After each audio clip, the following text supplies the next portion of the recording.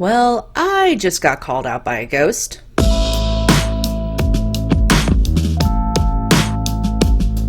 I just got done with an investigation last night. I can't say where it is because technically it's a private entity, so we're not allowed to say anything. That's how you keep client confidentiality. So I'm going to try to keep this as vague and general as I can. I did learn a very valuable lesson from this investigation, or as some of you may call it, a ghost hunt, paranormal research. Before we start, please take a moment to subscribe to my channel, give this video a like, follow me on Instagram, you can follow me on Facebook, subscribe to me on YouTube, I'm on TikTok as well, I'm basically everywhere, so if you need to find me, it's not that hard. As you can see, I only got 2 hours and 33 minutes of sleep last night. Classic paranormal investigation behavior. I'm so tired. Also, y'all, paranormal hangover is real. Gotta make sure I drink my water. Seriously, one of my things with when I'm ghost hunting, I get really, really thirsty. So I end up bringing like a case of water every time. And sometimes I drink it all, sometimes I don't. But yeah, drink your water, especially after a ghost hunt. You just put in a whole ton of energy into it. We went back to a location that's not terribly far from where I live, and this was our second time back at this location. And usually we have a fairly consistent system when it comes to ghost hunting. I do have a fairly new team this time around, so we haven't really been diving into like the reenactments and scenarios and scenes that we usually do, which means, you know, you would be doing what the client or what the ghost would be doing in their lifetime. It's actually a really effective investigation tool because it gives the ghost something to relate to. But this recent visit, we kind of defaulted back to your stereotypical ghost hunting actions. So, you know, sitting in the dark room and, you know, asking questions and asking the ghosts how they feel, which is one of those things that actually doesn't come up a lot in paranormal investigations. I learned that not all locations appreciate that question. How do you feel about this? How do you feel about that? How do you feel about interrupting my video?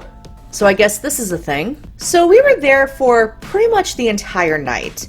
And we were getting some interesting things happening, you know, your stereotypical ghost things like, you know, footsteps and hearing voices and the feelings of being touched, things like that. But this location wasn't nearly as active as the first time we were there. And I was sitting there and wondering, why?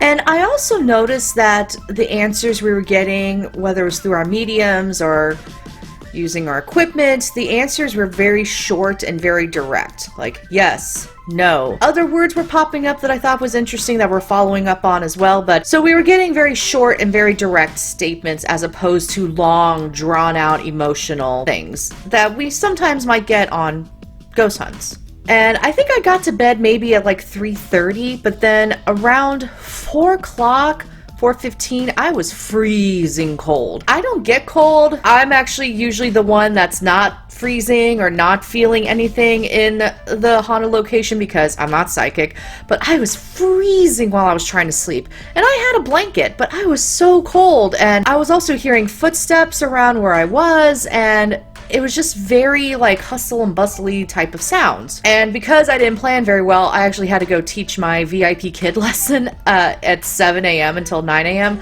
So I holed myself up in one of the rooms teaching English as a second language in a haunted location. That was a new one for me. And I had the door closed, and while I was teaching, the door kept getting pushed open even when it was latched. I had to keep teaching though because I'm getting paid to do a job, and so I had to push through. I couldn't sit and acknowledge the activity. And then after I was done teaching, I went downstairs and I met the rest of my group, and one of the people that was investigating with us told me that they had a dream. And they had a dream that the man of the house really had some things to say to them, and the man of the house basically said, "We're not here for your entertainment." He showed them like us sitting in a circle downstairs asking questions and all these different things. And he said, "We don't do this. We don't sit and talk about our feelings. We have work to do and we're gonna go do it." I felt really convicted from that.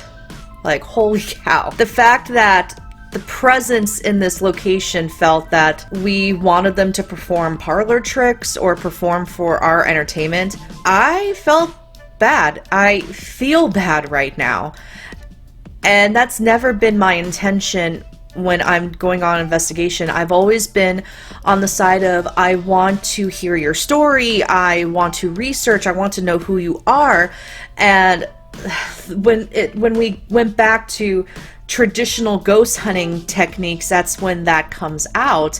And I feel really bad about that. And it's really made me realize I need to do better as a ghost hunter, as a paranormal researcher, and I need to go back to what I used to do, which was really extensive research and really putting in a lot of effort to get deep into the story and deep into the history of when the ghosts were alive. Personally, I think the spirits in this particular location are very aware of modern times. Something that did pop up though was when we were all working or doing something, that was when the activity was escalating.